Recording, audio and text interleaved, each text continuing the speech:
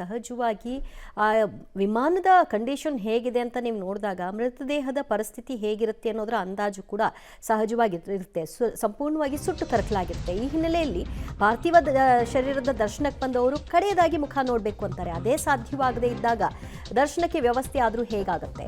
Baramati ATS ಬೆಳಗ್ಗೆ 8:30 ವೇಳೆಗೆ ಲ್ಯಾಂಡಿಂಗ್ಗೆ ಅನುಮತಿಯನ್ನು ಕೊಟ್ಟಿದೆ. ಮೊದಲ ಬಾರಿ ರನ್ವೇ ಕಾಣ್ತಿಲ್ಲ ಅಂತ ಪೈಲಟ್ ಇಂದ ಒಂದು ಇನ್ಸ್ಟ್ರಕ್ಷನ್ ಹೋಗಿದೆ. ಎರಡನೇ ಬಾರಿ ರನ್ವೇ ಕಾಣ್ತಾ ಇದೆ ಅಂತ ATSಗೆ ಮಾಹಿತಿಯನ್ನು ಹಂಚಿಕೊಂಡಿದ್ದಾರೆ. ಇದಾದ ಕೆಲವೇ ಹೊತ್ತುಗಳಲ್ಲಿ ಅಜಿತ್ ಪವಾರ್ ಇದ್ದಂತಹ ವಿಮಾನ ಪತನಗೊಳ್ತು. DCM ಅಜಿತ್ ಪವಾರ್ ಇದ್ದ ವಿಮಾನ 2 ಬಾರಿ ಲ್ಯಾಂಡಿಂಗ್ಗೆ ಯತ್ನ ಮಾಡಿತ್ತು. ಈ ಬಗ್ಗೆ ATSಗೆ ಬೆಳಗ್ಗೆ 8:30 ಸಂದರ್ಭದಲ್ಲೇ ಮಾಹಿತಿಯನ್ನ ಕೊಟ್ಟು ಅನುಮತಿಯನ್ನ ಪಡ್ಕೊಂಡು ಆನಂತರ ನನ್ನ ಕಾಣಿಸ್ತಿಲ್ಲ ಅಂತ ಮಾಹಿತಿಯನ್ನ ಪೈಲಟ್ ಹಂಚಿಕೊಂಡಿದ್ರು ಅಂತ ಗೊತ್ತಾಗಿದೆ.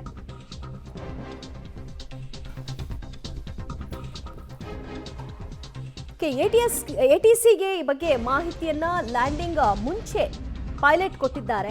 ನನಗೆ ಸರಿಯಾಗಿ ಲ್ಯಾಂಡಿಂಗ್ ಗೋಚರವಾಗ್ತಾ ಇಲ್ಲ ಅಂತ. ಸೊ ಅದಾದ ನಂತರದಲ್ಲಿ ಅದೆಲ್ಲವನ್ನು ಕೂಡ ATC ಕ್ಲಿಯರೆನ್ಸ್ ಸಿಕ್ಕಿದೆಯಾ ಅನ್ನೋದನ್ನ ಖಾತ್ರಿ ಪಡಿಸ್ಕೊಂಡ ನಂತರದಲ್ಲಿ ಎರಡನೇ ಬಾರಿಗೆ ATCಯಿಂದ ಮಾಹಿತಿ ಸಿಕ್ಕಿದೆ. ಅದಾದ ಸಂದರ್ಭದಲ್ಲಿ ಅವರು ಹೇಳ್ಕೊಂಡಿದ್ದಾರೆ ಪೈಲಟ್, ಎಸ್ ನಮಗೆ ವಿಸಿಬಲ್ ಇದೆ ಅಂತ. ಅದಾಗಿ ಕೆಲವೇ ಹೊತ್ತಲ್ಲಿ ಈ ಒಂದು ದುರಂತ ಸಂಭವಿಸಿದೆ ಅನ್ನೋದು ಈಗ ಪ್ರಾಥಮಿಕ ತನಿಖಾ ಹಂತದಲ್ಲಿ ಸಿಗ್ತಾ ಇರ್ತಕ್ಕಂತಹ ಮಾಹಿತಿ.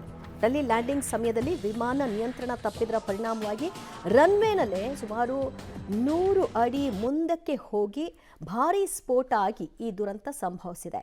ಸೊ ಈ ಹೊತ್ತಿನಲ್ಲೂ ಕೂಡ ATC ಅದನ್ನು ತಡಿಬಹುದಾದಂತಹ ಸಾಧ್ಯತೆಗಳು ಇತ್ತ ಅನ್ನುವಂತಹ ವಿಷಯವಾಗಿಯೂ ಕೂಡ ಈಗ ತನಿಖೆ ಆಗ್ತಿದೆ. ಮತ್ತಷ್ಟು ಮಾಹಿತಿ ಕೊಡ್ತಾರೆ ನಮ್ಮ ಪ್ರತಿನಿಧಿ ಶಬ್ಬೀರ್. ಈಗ 2 ಬಾರಿ ಲ್ಯಾಂಡಿಂಗ್ ಪ್ರಯತ್ನ ನಡೆಸಿದ್ದಾರೆ. ಪೈಲಟ್ ಅದನ್ನು ATC ಗಮನಕ್ಕೂ ಕೂಡ ತಂದಿದ್ದಾರೆ ಅಂದಾಗ ಕೊನೆ ಗಳಿಗೆಯಲ್ಲಿ ಆಗ್ತಾ ಇದ್ದಂತಹ ಬದಲಾವಣೆಗಳು ಅದಾಗಬಹುದಾಗಿದ್ದಂತಹ ದುರಂತವನ್ನು ತಪ್ಪಿಸುವಂತಹ ಸಾಧ್ಯತೆಗಳು ಇತ್ತ ಹೇಗೆ? ದಿವ್ಯಾ ನೋಡಿ, ಇಲ್ಲಿ ಕರ್ತವ್ಯ ಲೋಪದ ಕೆಲವೊಂದಿಷ್ಟು ಆರೋಪಗಳು ಕೂಡ ಈಗ ಮುನ್ನೆಲೆಗೆ ಬರ್ತಾ ಇದ್ದಾವೆ.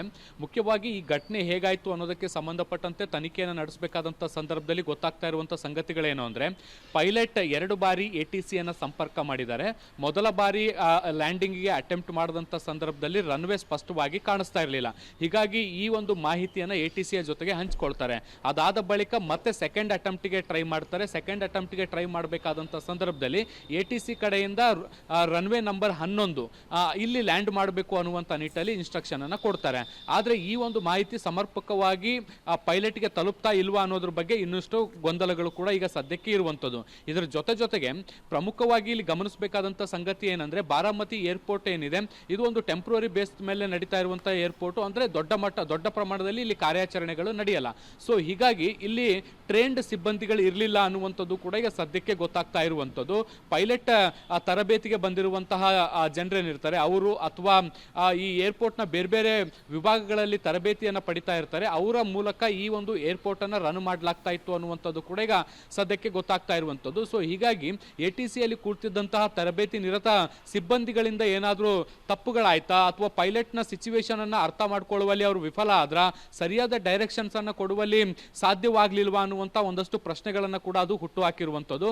ಬಹುಶಃ ATC ಪ್ರಯತ್ನ ಪಟ್ಟಿದ್ರೆ ಅಥವಾ ಅಲ್ಲಿ ಟ್ರೈನ್ಡ್ ಸಿಬ್ಬಂದಿಗಳು ಇದ್ದಿದ್ರೆ ಬಹುಶಃ ಈ ಒಂದು ಅಪಘಾತದಿಂದ ಪಾರು ಮಾಡಬಹುದಾದಂಥ ಎಲ್ಲ ಸಾಧ್ಯತೆಗಳಿತ್ತು. ಆದರೆ ಅಲ್ಲಿ ಎಲ್ಲರೂ ಕೂಡ ತರಬೇತಿ ನಿರತ ಸಿಬ್ಬಂದಿಗಳಿದ್ರು ಅನ್ನುವಂಥದ್ದು ಕೂಡ ಈಗ ಗೊತ್ತಾಗ್ತಾ ಇರುವಂತಹ ಹಿನ್ನೆಲೆಯಲ್ಲಿ ಕರ್ತವ್ಯ ಲೋಪದಿಂದ ಈ ರೀತಿಯಾದಂತಹ ಅವಘಡ ಆದಂತಹ ಸಾಧ್ಯತೆಗಳು ಕೂಡ ಇದಾವೆ.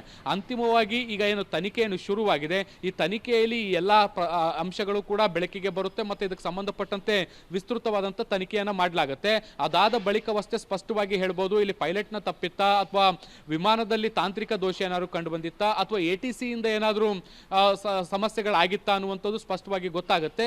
ಆದರೆ ಮೇಲ್ನೋಟಕ್ಕೆ ಮತ್ತು ಪ್ರಾಥಮಿಕವಾಗಿ ಸಿಗ್ತಿರುವಂತಹ ಮಾಹಿತಿಗಳ ಪ್ರಕಾರ ಒಂದು ರನ್ವೇ ಸ್ಪಷ್ಟವಾಗಿ ಕಾಣಿಸ್ತಾ ಇರಲಿಲ್ಲ, ವೆದರ್ ಸಮಸ್ಯೆ ಆದರೆ ಮತ್ತೊಂದು ಕಡೆ ATCಯ ಜೊತೆಗೆ ಕಮ್ಯುನಿಕೇಶನ್ ಕೂಡ ಪ್ರಾಪರ್ ಆಗಿ ಆಗಿರಲಿಲ್ಲ ಅನ್ನುವಂಥದ್ದು ಕೂಡ ಗೊತ್ತಾಗ್ತಾ ಇದೆ.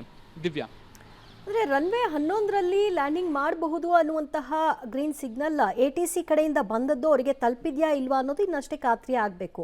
ಸೊ ಹಾಗಾದರೆ ತಲುಪಿದ್ದೇ ಆಗಿದ್ರೆ ಅವರು ರನ್ವೇ 11ಕ್ಕೆ ಬರ್ತಾ ಇದ್ರು ಅಂತ ಕಾಣಿಸುತ್ತೆ. ಸೊ ಈಗ ಈ ದುರಂತ ಏನಾಗಿದೆ ಅದು ಯಾವ ರನ್ವೇಲ್ ಆಗಿರೋದು? ನೋಡಿ ಈಗೇನು ದುರಂತ ಆಗಿದೆ ಅದು ಕೂಡ ರನ್ವೇ ನಂಬರ್ 11ರ ಬಳಿಯಲ್ಲೇ ಆಗಿರುವಂಥದ್ದು. ಈ ಒಂದು ರನ್ವೇ ಹತ್ರ ಬರ್ತಾ ಇರಬೇಕಾದಂಥ ಸಂದರ್ಭದಲ್ಲಿ ಅಂದರೆ ATC ರನ್ವೇ ನಂಬರ್ 11ಗೆ ಯಾವಾಗ ಕ್ಲಿಯರೆನ್ಸ್ ಕೊಡ್ತಾರೆ ಆ ಕ್ಲಿಯರೆನ್ಸ್ ಕೊಟ್ಟು 1 ಅಥವಾ 1.5 ನಿಮಿಷದ ಅಂತರದಲ್ಲಿ ಈ ಒಂದು ಅಪಘಾತ ಸಂಭವಿಸಿದೆ ಅನ್ನುವಂಥದ್ದು ಕೂಡ ಗೊತ್ತಾಗ್ತಾ ಇರುವಂಥದ್ದು. ಮತ್ತೆ ರನ್ವೇಗೆ ಬಂದು ಲ್ಯಾಂಡ್ ಆಗ್ತಾ ಇದ್ದಂತೆ ಅಲ್ಲಿಂದ 100 ಮೀಟರ್ಗೆ ಫ್ಲೈಟ್ ಕ್ರ್ಯಾಶ್ ಆಗಿರುವಂಥದ್ದು. ಸೊ ಅಲ್ಲಿಗೆ ಒಂದು ಸ್ಪಷ್ಟ ಲ್ಯಾಂಡಿಂಗು ಕೂಡ ಪ್ರಾಪರ್ ಆಗದೇ ಇರುವಂಥ ಸಾಧ್ಯತೆಗಳಿರುತ್ತೆ ಅಥವಾ ಲ್ಯಾಂಡಿಂಗ್ ಆಗಬೇಕಾದಂಥ ಸಂದರ್ಭದಲ್ಲಿ ರನ್ವೇ ಬಿಟ್ಟು ಪಕ್ಕದಲ್ಲಿ ಲ್ಯಾಂಡ್ ಆಗಿರುವಂಥ ಸಾಧ್ಯತೆಗಳು ಕೂಡ ಇರುತ್ತೆ. ಸೊ ಹೀಗಾಗಿ ಈ ಒಂದು ವಿಮಾನ ಕ್ರ್ಯಾಶ್ ಆಗಿರುವಂಥ ಸಾಧ್ಯತೆಗಳನ್ನು ಕೂಡ ಈಗ ನಿರೀಕ್ಷೆ ಮಾಡಲಾಗ್ತಾ ಇರುವಂಥದ್ದು. ಈ ಎಲ್ಲ ಪ್ರಶ್ನೆಗಳಿಗೆ ಉತ್ತರ ಸಿಗಬೇಕು ಅಂದರೆ ಒಂದು ಪ್ರಾಪರ್ ತನಿಖೆ ಕೂಡ ಆಗಬೇಕಾಗತ್ತೆ. ಸೊ ಹೀಗಾಗಿ ತನಿಖೆ ಎಲ್ಲ ಆಯಾಮದಲ್ಲೂ ಕೂಡ ಈಗ ತನಿಖೆಗಳು ಕೂಡ ಶುರುವಾಗಿದ್ದಾವೆ. ಅಧಿಕಾರಿಗಳು ಕೂಡ ಈಗ ಸ್ಥಳಕ್ಕೆ ತಲುಪಿರುವಂಥದ್ದು. ಬ್ಲಾಕ್ ಬಾಕ್ಸ್ ಸೇರಿದಂತೆ ಬೇರೆ ಬೇರೆ ಸಾಕ್ಷ್ಯಾಧಾರಗಳನ್ನು ಸಂಗ್ರಹ ಮಾಡ್ತಿದ್ದಾರೆ. ಮತ್ತೆ ದುರಂತ ನಡೆದಂತಹ ಸ್ಥಳ ಏನಿದೆ ಅದನ್ನು ಕೂಡ ಪರಿಶೀಲಿಸುವಂಥ ಕೆಲಸಗಳನ್ನು ಕೂಡ ಮಾಡ್ತಾ ಇದ್ದಾರೆ. ದಿವ್ಯಾ, ಓಕೆ ಶಬೀರ್, ಸಂಪರ್ಕದಲ್ಲಿರಿ, ಮತ್ತಷ್ಟು ಮಾಹಿತಿಯನ್ನು ನಿಮ್ಮಿಂದ ಪಡ್ಕೊಳ್ತಾ ಹೋಗ್ತೀವಿ.